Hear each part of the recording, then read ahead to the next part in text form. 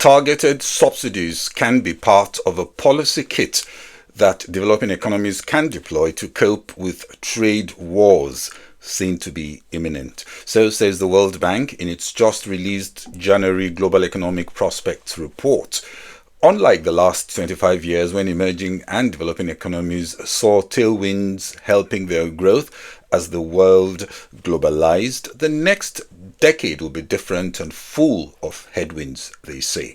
These include an increase in nationalist and protectionist pressures, trade wars, rising geopolitical fragmentation, high debt burdens, and demographic shifts, all weighing on economic prospects.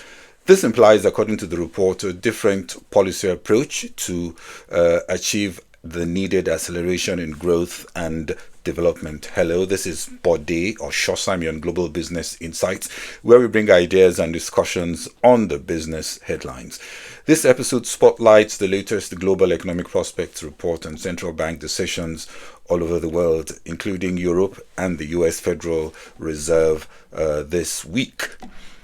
Risks to the outlook for sub-Saharan Africa, according to the World Bank's latest report, are tilted to the downside. Heightened geoeconomic uncertainty, adverse impact of nationalist trade policies, a sharper than expected slowdown in China, potential escalation of conflicts in Sudan and in the Middle East, plus increased risk of government debt distress with higher for longer global rates, all imply the need for a proactive policy response. The rising costs of climate change and extreme weather events also present a more difficult external environment. So what are the policy interventions needed to navigate the tough terrain? Trade and investment agreements are needed to reduce barriers to doing business across countries and continental boundaries. Domestic policy and processes need comprehensive adjustments to slash trade costs and enhance trade efficiency. Substantial cost reductions in goods trade could be achieved by lowering costs of transportation through infrastructure upgrades and improvement in ports, roads, and airport facilities. There's also much scope to reduce service trade costs, which tend to be much higher than goods trade costs. Advanced economies with a stronger balance sheet are increasing their use of interventions such as subsidies and preferential regulatory treatment to enhance exports. For indebted developing economies, this can be fiscally expensive, but if well designed and targeted, the benefits could be much higher than costs. For developing economies, sectors to be protected by subsidies must eventually operate without public support. And like I said, it must also be evident that discounted future benefits outweigh the costs of protection. This means costs and benefits should be carefully studied, and subsidies should not be just targeted but also time-bound, transparent, and based on specific measurable objectives with outcomes very closely monitored. Subsidies and special grants can also help steer foreign investment towards priority sectors, similar to how governments in the West are incentivizing cheap manufacturing in their countries.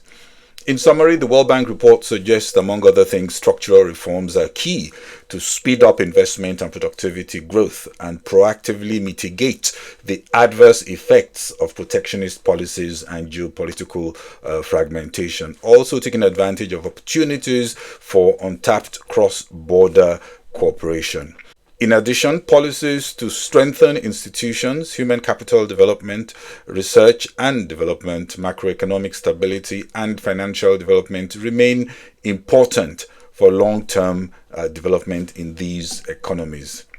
Like I said in a previous analysis, beyond macro-level pronouncement, it also comes down to better execution of micro-level process changes that move the needle on ease of doing business and boosting trade and investment. Sale of less productive assets and privatization of state-owned enterprises are also needed in countries like South Africa and Nigeria to create much more fiscal space to finance well-targeted policy interventions, including critical infrastructure upgrades and grants for targeted sectors. Privatization also helps to improve broad weaknesses in productivity. Wall Street's main indexes were lower on Friday as investors digested a slew of economic data and earnings reports and prepared for a week filled with economic releases and the US Federal Reserve Bank meeting. As artificial intelligence chip leader Nvidia reversed a sharp rally earlier in the week, the sector pulled down market indices.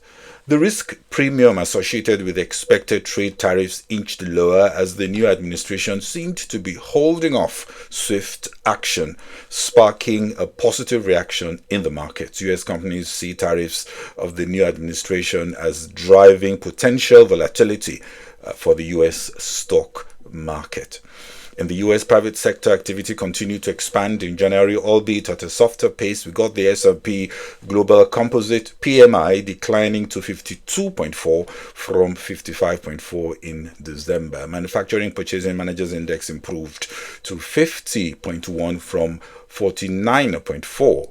Better than expected, while services PMI declined to 52.8 from 56.8. According to chief business economist at S&P Global Intelligence, he said US businesses are starting 2025 in an upbeat mood on hopes that the new administration will help drive stronger economic growth.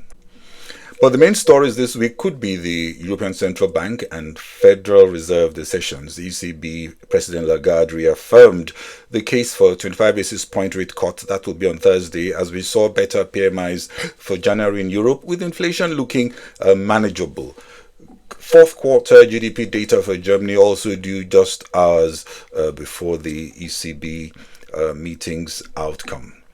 In the US, after 100 basis points of rate cuts, the Federal Reserve has signaled it may want to see more evidence of economic weakness and more subdued inflation prints to justify further policy loosening. There is a lot of fog in terms of timing, magnitude, and impact of key new US policy thrusts, such as lower taxes and lighter regulation, which could help growth, just as aggressive immigration controls and trade tariffs could push up prices. How low will energy prices come down and when? All this is uncertain. Also, the new government's desire to see lower inflation and easing of rates may mean it tempers the pace of some of the interventions. The Federal Open Market Committee will not be making uninformed guesses. Markets are expecting Jerome Powell on Wednesday to pause as he waits for better clarity. Higher for longer interest rates in the United States is not good news for heavily dollar-indebted developing economies.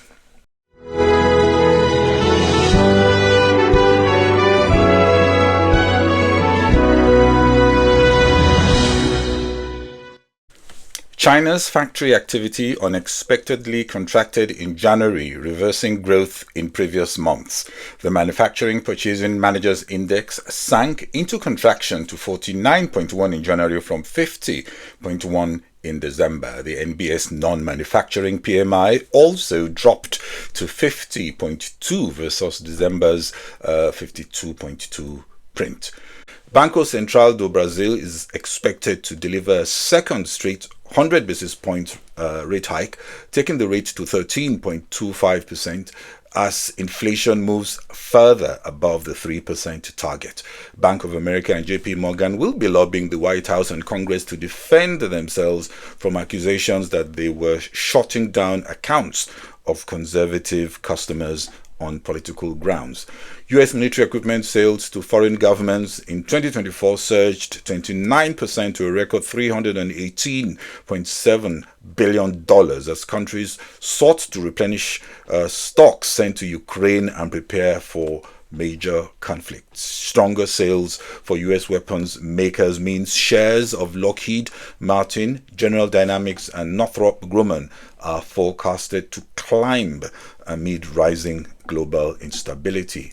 Ghana's annual trade surplus reached $5 billion in 2024 for the first time ever as gold exports soared, as gold shipments increased more than 50% to $11.6 billion last year. Ghana's central bank also set this week to hold rates unchanged. Inflation last year averaged 23% and is only expected to return to the central bank's 6% to 10% target band in the fourth quarter of this year.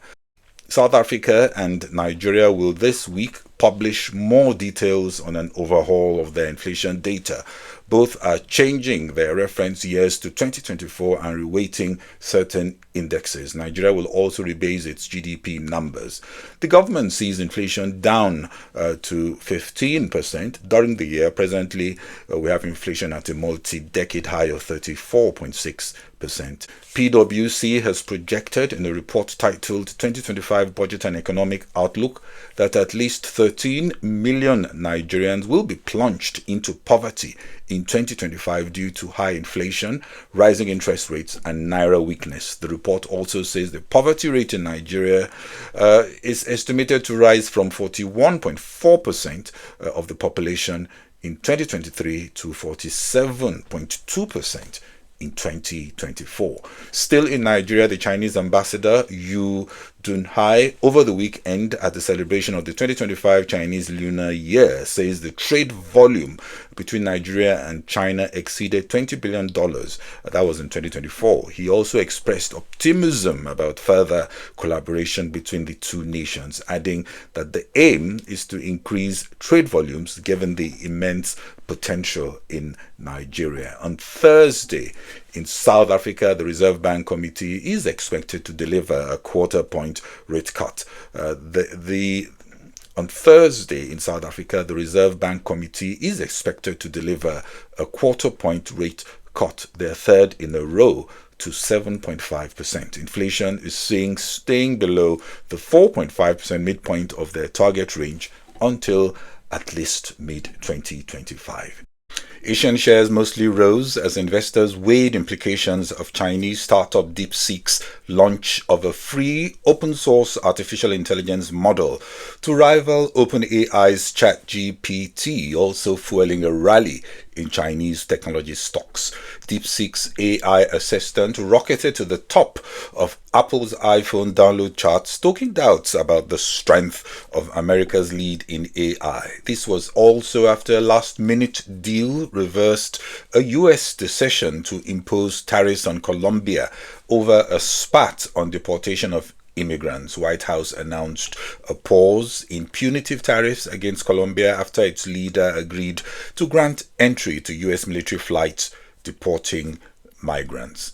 Crude oil prices slipped after the US president repeated calls for OPEC to reduce prices and following announcement of measures to boost US oil and gas output. Brent crude futures down 0.68% in early morning trades. Well, that's it on this episode of Global Business Insights. Thanks for watching, and please share and subscribe to follow the channel. This is Bode Oshosani.